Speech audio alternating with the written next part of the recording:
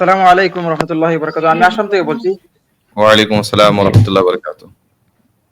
জি, আমার প্রশ্ন হলো এই ফজরের জামাত নামাজ আমি মসজিদে গিয়ে জামাত শেষে গেছে। আমি সুন্নত পড়তে পারিনি।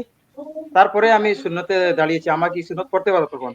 প্রথমত হলো যে ফজরের ফরজ নামাজের পূর্বে 2 রাকাত সুন্নাত রাসূলুল্লাহ সাল্লাল্লাহু আলাইহি ওয়াসাল্লাম আমাদেরকে পড়তে বলেছেন।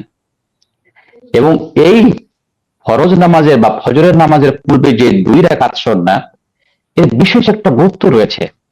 রাসূলুল্লাহ সাল্লাল্লাহু আলাইহি ওয়াসাল্লাম বললেন, রাকাতান মিনাল ফাজরি খায়রুম মিনাদ দুনিয়া ওয়া মা ফিহা।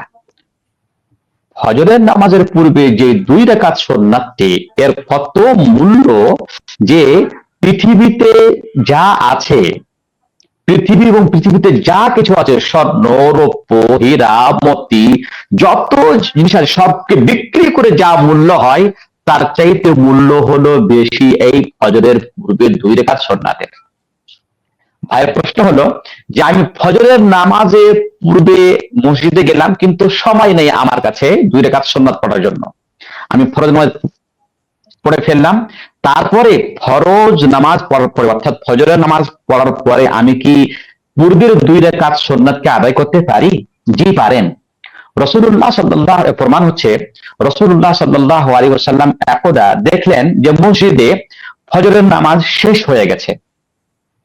তারপরে একজন সাহাবী ফজরের পরে নামাজ পড়ছেন। তো আল্লাহ নবী বললেন, হে সাহাবী, ফজরের নামাজ কি 4 রাকাত হয়ে গেছে নাকি? তো সে সাহাবী বুঝলেন যে আচ্ছা, তার মানে যে ফজরের পর নামাজ পড়া যাবে না। তিনি বললেন যে আল্লাহর রাসূল, আসলে ব্যাপারটা তাই না, 4 রাকাত ফজরের নামাজ না, কিন্তু ফজরের পূর্বে যে 2 রাকাত নামাজ ছিল সেই 2 রাকাত নামাজ আমি পড়তে পারিনি, সময় পাইনি, সুযোগ পাইনি, তাই ফজরের নামাজ শেষ হওয়ার পরে আমি সেটাকে আদায় করছি। আল্লাহ নবী সেখানে আর কিছু বললেন না, অর্থাৎ তুমি পড়তে পারো, পড়ো, কোনো আপত্তি নেই। এই হাদিস দ্বারা প্রমাণ হয় যে যদি কোনো ব্যক্তি ফজরের পূর্বে 2 রাকাত সুন্নাত সময়ের কারণে পড়তে না পারে, তাহলে ফজরের নামাজ পড়ার পরে, সালাম ফেরার পরে, জিকির আজকার করার পরে সে পড়তে পারে, কোনো আপত্তি নেই। জি জি জি, ভাই। মানে আমি নামাজটা পড়েছিলাম, তারপরে আমাকে বাধা দিয়েছিল যে নামাজ তুমি পড়তে পারবে না, কারণ এরপরে আর কোনো ফজরের জামাতের পরে কোনো নামাজ নাই, হাদিসে এসেছে এরকম আমাকে বলেছে। তারপরে জি আমি এই তারপরে হাদিসটা আপনাকে বলেছি, আজকে আমি জি জি এই হাদিসটা আমার বলেছিলাম, তারপরে বলেছে হাদিসটি মানে নাকি মানসুখ হয়ে গেছে, এরকম আমাকে বলেছে।